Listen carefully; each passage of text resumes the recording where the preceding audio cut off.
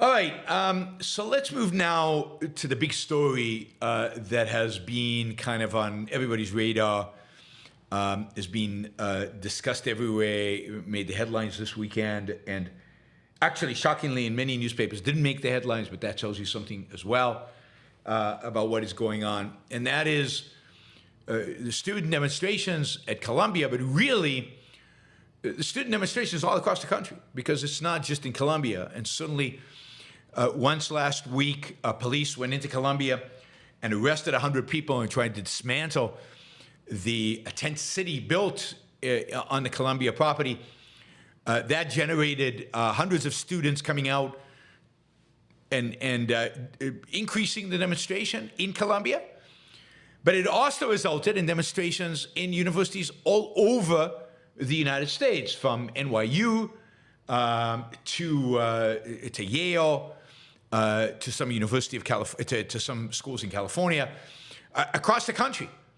Students are going out and demonstrating, shutting down programs. At Columbia, by the way, the school has announced that classes are moving to virtual because they cannot physically hold classes in classrooms with physically present students because it's too dangerous, too risky. And therefore, Columbia would rather cancel classes, put everybody on Zoom, than actually go in and clear the disruptors out. So I want to talk about that. I mean, there's a lot to talk about here. There's a lot to talk about who these students, what these students represent, what they are, what meaning this all has. There's a lot to talk about supposed free speech issues here. Free speech issues of whom? One, I think, would like to ask.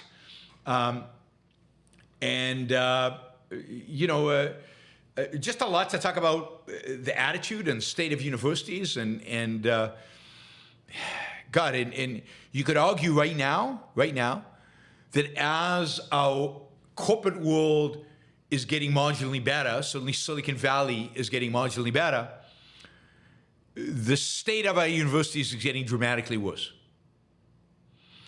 And what is going on in campuses right now just cannot be compared to anything else that's really happened in terms of scale and ugliness. Now, if you think about it, the student protests in the 60s demanding bringing troops home from Vietnam, they had an argument. They had a really good case. I mean, we would have also agreed that the troops should be brought home from Vietnam. Indeed, some of those demonstrations were about ending the draft and burning draft cards. I mean, we also supported ending the draft. Now, it's true that philosophically, these protests, the protests in the 60s, were from a perspective of anti-Americanism, of American hatred. But what they were actually arguing for was reasonable, particularly from an age group that feared that they would be sacrificed in the jungles of Vietnam for nothing. So understandable. Even BLM, particularly in the very early days after George Floyd's killing, you could say, okay, this country has a long history of racism. That racism is real. That racism is not being eliminated completely. We can argue about what extent racism is still an issue in America, but I don't think anybody real would claim that there's no racism in America. So even BLM had some semblance of an argument, at least early on, before they started burning their own neighborhoods down and started looting stores. But what are these protests about? What is the nature of the Columbia protest? What is the nature of the pro-Hamas protests at American universities and in the American streets. The very nature of these protests is a hatred.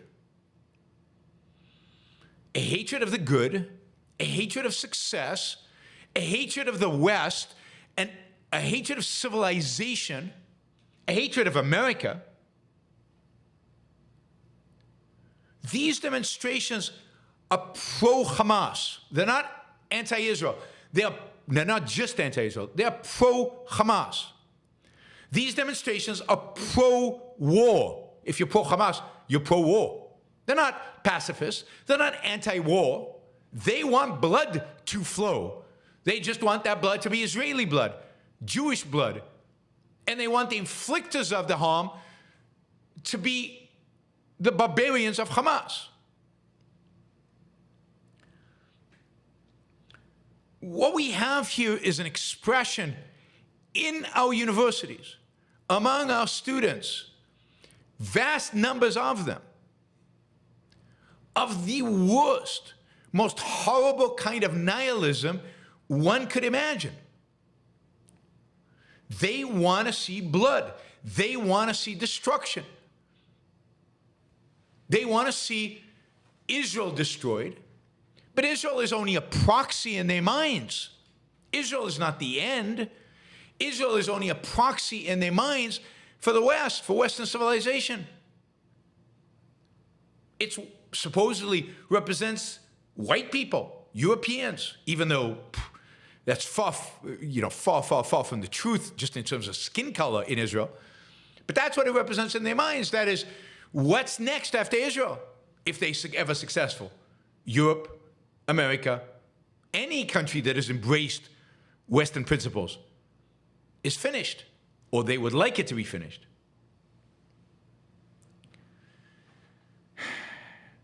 Now, there is a lot of discussion out there about freedom to demonstrate, and about free speech, and about all these issues.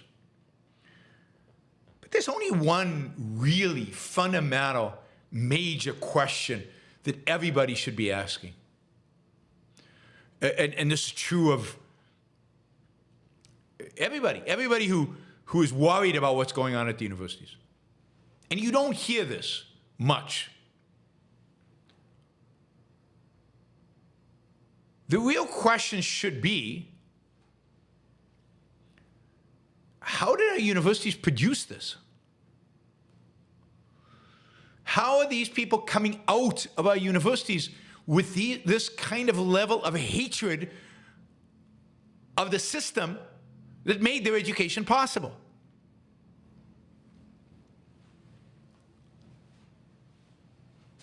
This isn't about Israel and Hamas. That's not the question to be asked. The fundamental question to be asked is, how is this barbaric nihilism a product of our universities? Almost every one of our universities. But the worst thing about this is a product of our best universities, of our elite universities, of the Ivy League. This is not something that happened yesterday. This is not a phenomena that just occurred. This is a product of 40, 50, 60 years since the 60s, really, of what has been taught at these universities. This is a product of the new left, of its nihilism in the 60s being buried and hidden in textbooks, buried and hidden in all kinds of academic-sounding names, from postmodernism to intersectionality theory, to post-colonialism studies, to gender studies. All of these, and I'm missing, another dozen or two, academic jargon for an ever-increasing hatred and nihilism and eagerness to destroy the good because it is good. Because, look, there's no question. Why do they hate Israel?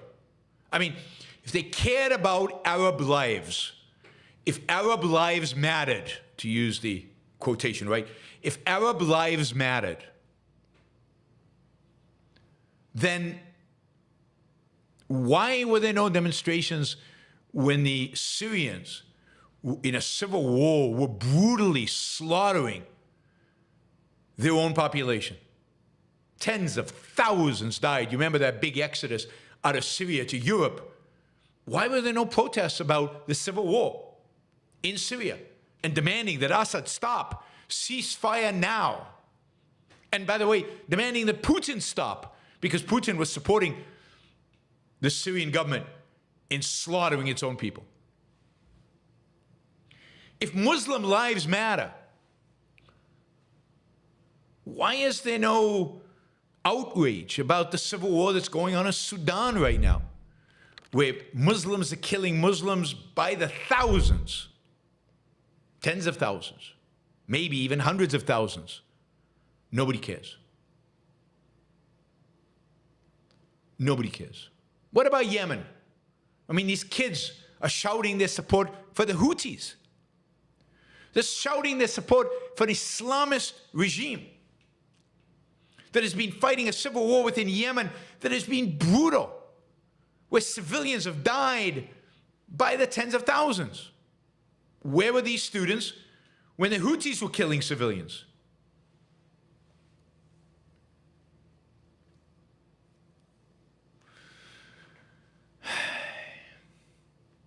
Right?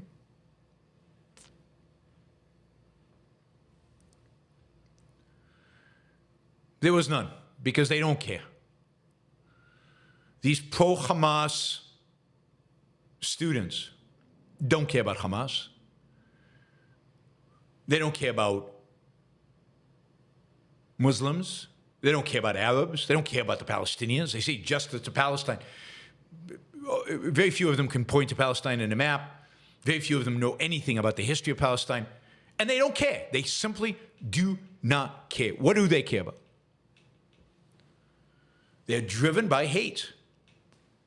They're driven by hate of success. They're driven by hate of progress. They're driven by hate of civilization.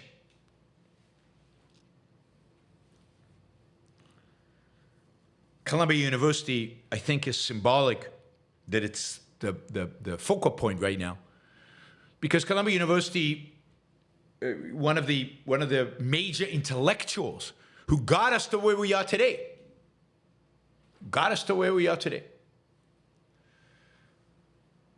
was Edward Said, who received a BA from Princeton, an MA from Harvard, and joined the faculty at Columbia University as a lecturer in English in 1963. In 1967, promoted to assistant professor of English and comparative literature, and became one of the biggest promoters of this neo-post-colonialism, whatever it's called, agenda. He called it differently. His terminology was Orientalism. It was this approach of the evil West and the way it looks at the Arab world. Celebrated academic, hugely influential, hugely successful. I talked about him in some of my talks post 9/11. His origins, he was a Palestinian in his origins. He was born in 1935. He died in 2003. And a real political activist. And his Orientalism is one of the classic ideas that ultimately led us to identitarianism dominating the academic front, the academic world in which these students live. So him being a Columbia professor and the department in which he worked in, I think he started the Middle East Studies department, if I remember right, at Columbia University. That department has been one of the most anti-American, anti-Israel, anti-West departments in the United States. Who do you think funds these departments, by the way? Most Middle East studies departments in the United States are funded by the Qataris, the Saudis, the Kuwaitis. In other words, people with an agenda that's fundamentally anti-Western, an agenda that wants to make the West feel guilty for its so-called sins. And Israel is then just viewed as one piece of that sin. It's just a colony.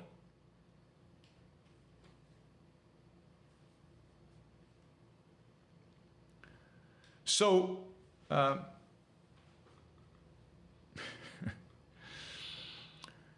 Edward Said at Columbia was a driving force. Of course, if you know John Rawls's philosophy, but it's much more than that. It's the legal theory of intersectionality. It's all these legal theories. All these theories. None of them, I think, interestingly enough, none of them originating in philosophy. All of them using philosophy. All of them inspired by postmodernism. All of them inspired by postmodernist philosophy. All of them basically feeding into this identitarian view that what matters is your skin color. What matters is your ethnic background. What matters is how oppressed you are relative to everybody else. And of course, that is just Christianity, Christian altruism applied secularly and consistently. Who is the most oppressed? In other words, how do we know who suffers the most? It's simple. We look at outcomes. We don't look at process. Process is deceiving. We look at outcomes. If you're suffering, you must be oppressed. If you're happy, successful, wealthy, doing well in life, you must be an oppressor. And everything in this wacky left, everything is viewed through this one prism.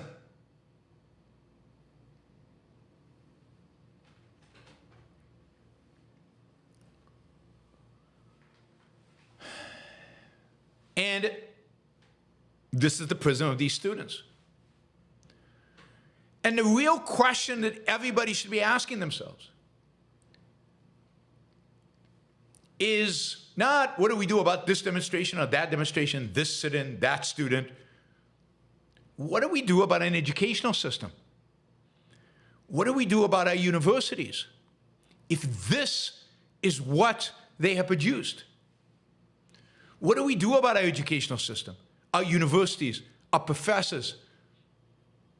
If all they do is produce hatred and the adoration and elevation of murderous, raping barbarians. Because that's what it means to be pro-Hamas. It means to support rape.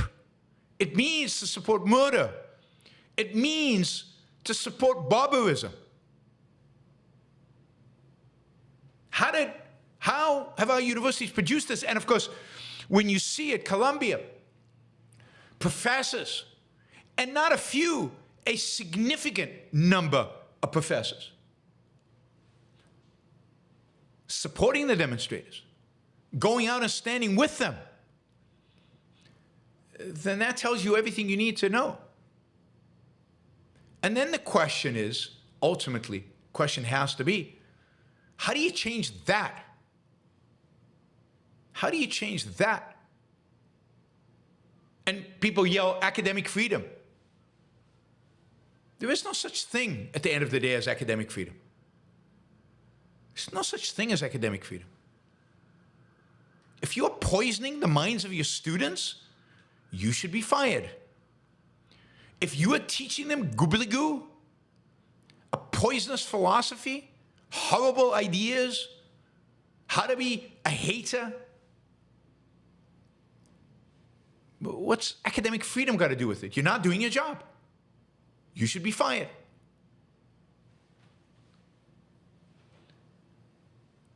I mean, this is the problem. Everybody wants to be pro-free speech. Though there's no free speech on campus.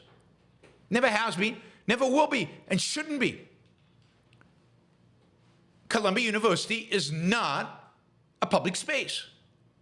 It's a private university. And I think even state universities need to be thought of really as private entities. They should be treated as such. You get to set the context. So clearly at Columbia University, you do not have a right to demand, to march in a white hoodie demanding the return of slavery. You will be punished by the university for doing that. So there's no free speech in that sense. Now, you can march in Charlottesville, you can march in Charlottesville and, and declare Jews will not replace us and exhibit neo-Nazi, whatever, and blood and soil, and you can be a racist in Charlottesville in public space at a public demonstration, and nobody has a right to silence you and shut you down. But Columbia is private property. Columbia has to decide what is acceptable and what is not acceptable. And what is acceptable for Columbia's mission? What is Columbia's mission? If Columbia's mission is to educate, if Columbia's mission is to bring enlightenment to its students, bring them ideas that are helpful to their lives, to help them flourish and to be successful in the world. Having hundreds of people standing in your courtyard praising Hamas, denouncing Jews, wanting to kill Jews, burn Tel Aviv. You should see Tel Aviv down. That doesn't serve your educational mission. Of course Columbia should shut it down. There's no free speech at Columbia to denounce, to stop classes. I mean, literally, Columbia is gone virtual because they can't run classes because these people are interrupting those classes. If that isn't harassment, if that isn't a violation of some Columbia code of conduct, then what is? Why have a code of conduct at all? Maybe they don't.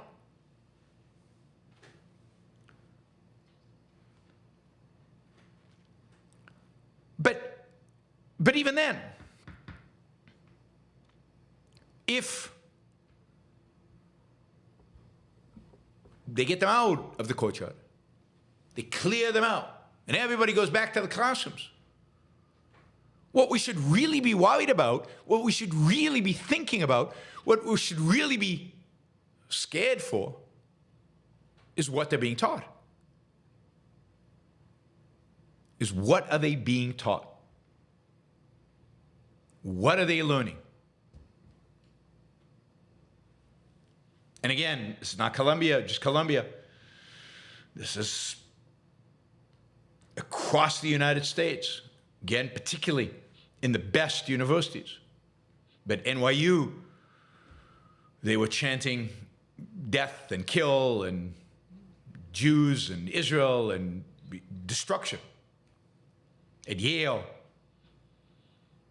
at California, Berkeley, and many other places.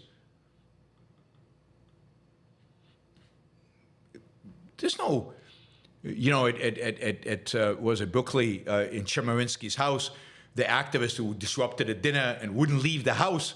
There's no free speech right in somebody's private home. It just isn't.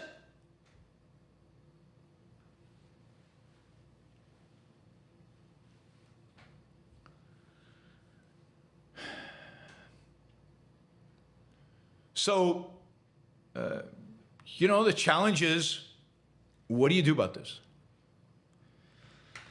And the only thing we can do about it is Have an alternative. Present an alternative. And whether it's an educational alternative, a political alternative, a real alternative.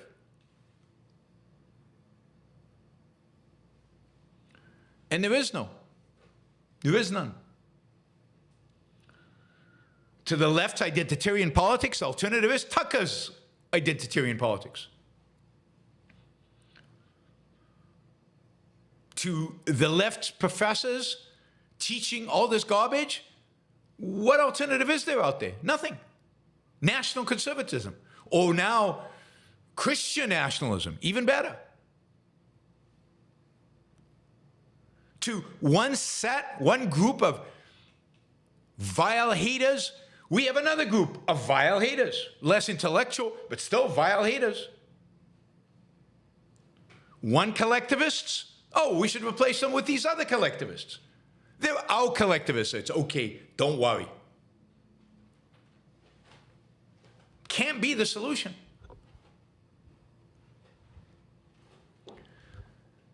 Now, I think most Americans are horrified by what's going on. Most Americans do not agree with what is happening. I know many parents who are now thinking twice about sending their kids to Columbia or Harvard or even MIT, and they should.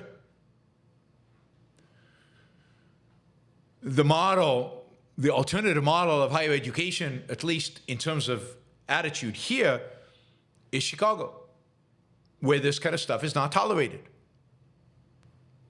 Where you can be vocal about your opinions, but you cannot disrupt. You cannot intimidate. You cannot harass. And the institution doesn't really have an opinion, although it would be nice if the institution took the opinion of being pro-Western civilization. Isn't that what they're supposed to be teaching?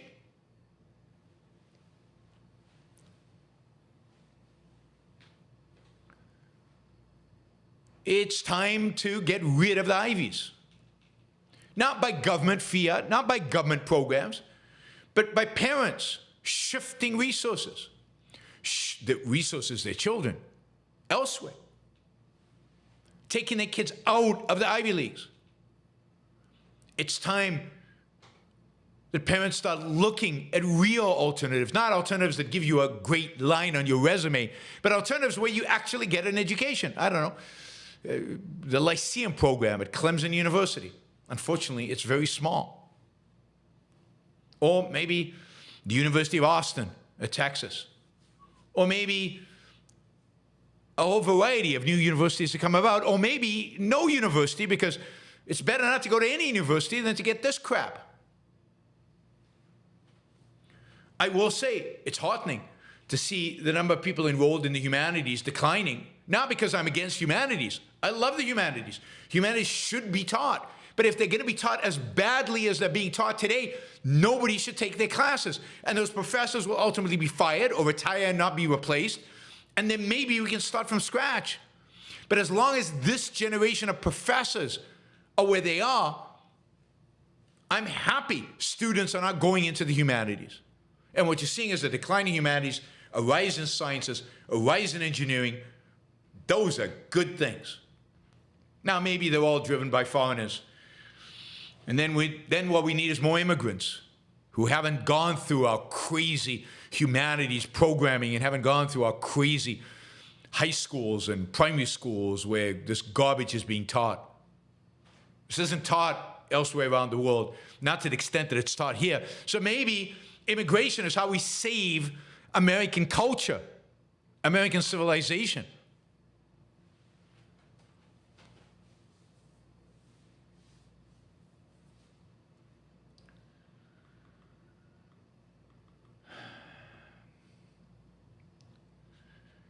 One of the things that is really horrific, partially horrific about all this, is the administrations of these universities. We saw what happened with Harvard. pen where the president had to resign, but it's not clear that the new president is going to be any different. The administrations at these universities will not condemn what is going on. They will not condemn the disruptions. They will not condemn the harassment. They will not condemn the ideas. And this is the key. And this is, they can't. On what grounds? Particularly if they're DEI appointees themselves. They cannot condemn the ideas.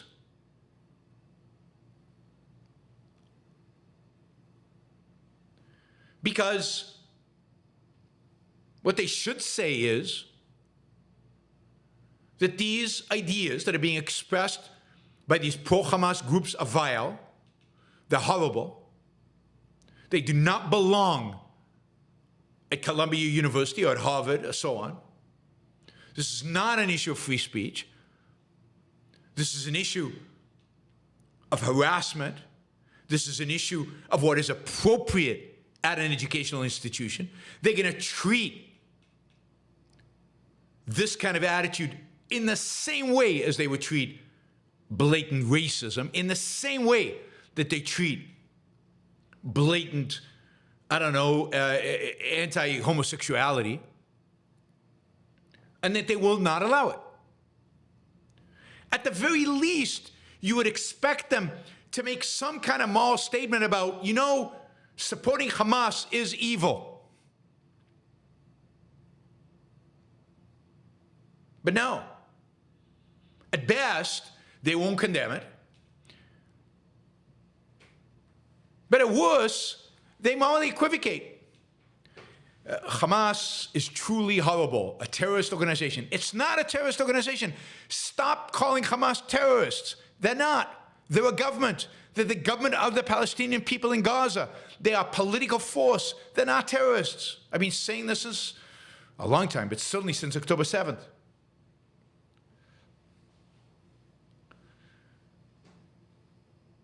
Say Hamas, what Hamas does is horrific. Israel, with all its problems, with all its deficits, is a free country. Freedom trumps authoritarianism. I think that should just be a principle in American education. Freedom trumps authoritarianism. We support freedom. We denounce authoritarianism. That's pretty straightforward, pretty easy.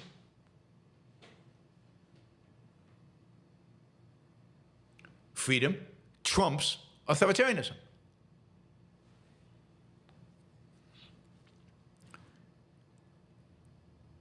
But they can't even do that.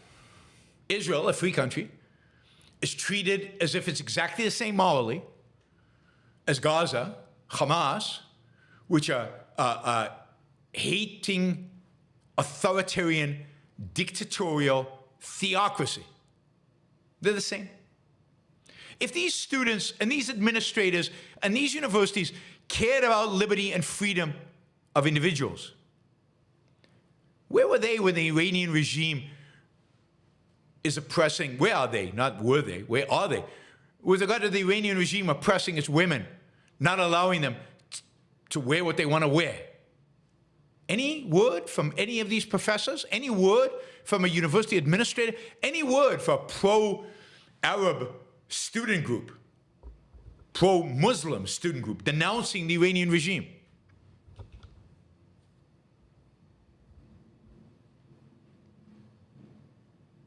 Of course not. Of course not. Because it's not about caring about liberty, freedom, rights, not even of women, of homosexuals, of minorities, of anybody.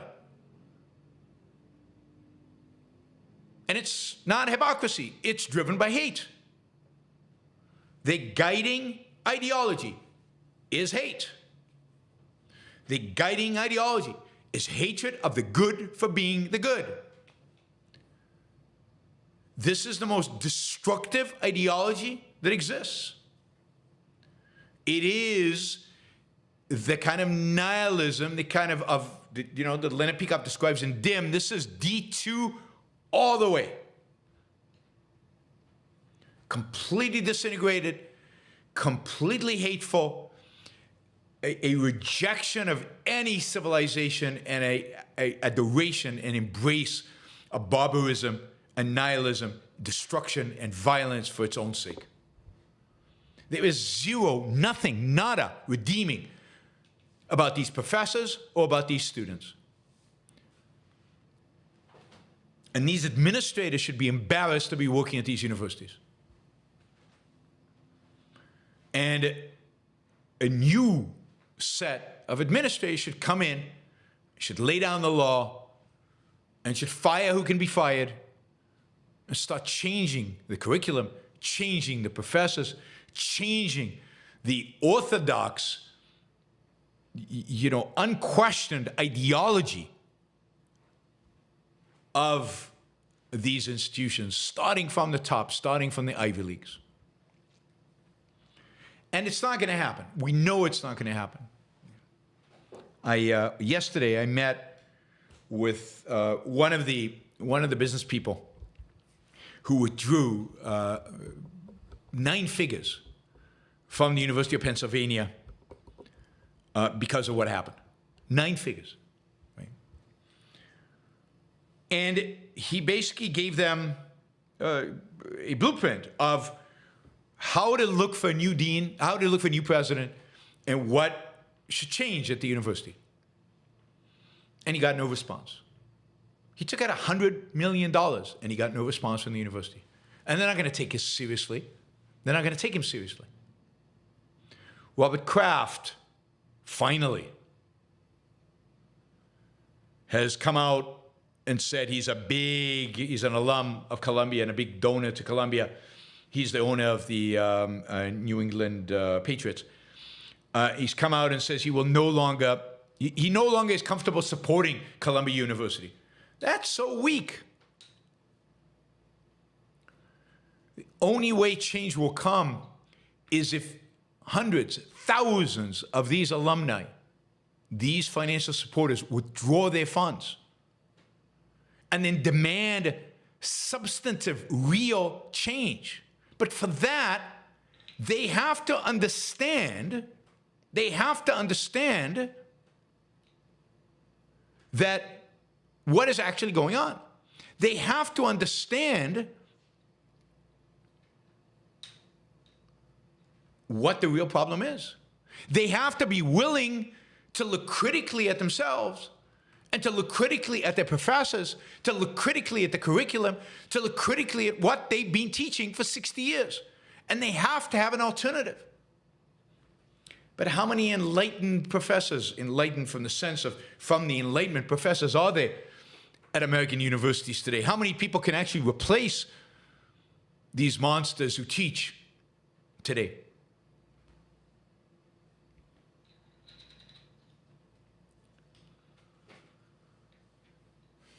It's a challenge. And who's going to replace them? Where are they going to come from? Who's going to train them? Well, this is why we need new intellectuals. This is why we need completely fresh blood. This is why we need alternative educational institutions. This is why we need to disrupt the educational system as much as we can.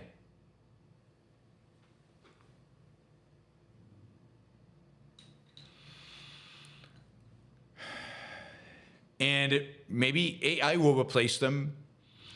But if AI is trained on their books, on their textbooks, it doesn't help us.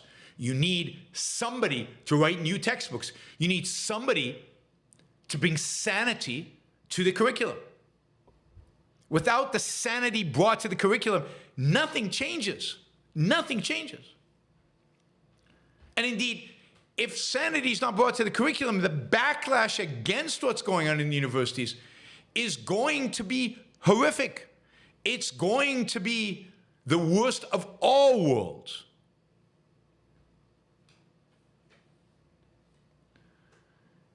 We will all regret it. Because once you legitimize barbarism, then it's a question of which barbarians win. Which barbarians win?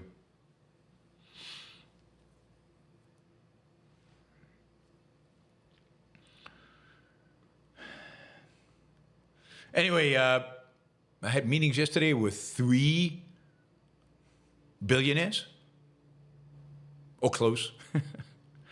All of them have withdrawn their funds from the universities. All of them reject DEI, ESG, all of this stuff. All of them are looking for alternatives. And by the way, some of the money that was taken out of University of Pennsylvania went to Austin University. Some of it went to Chicago. Now, whether Chicago lives up to the reputation, I'm not sure. But it certainly seems that it's better than some of these other places. Chicago has its own problems, often the same, but more moderate. But, you know, people are looking for alternatives. People are fed up with what's going on right now.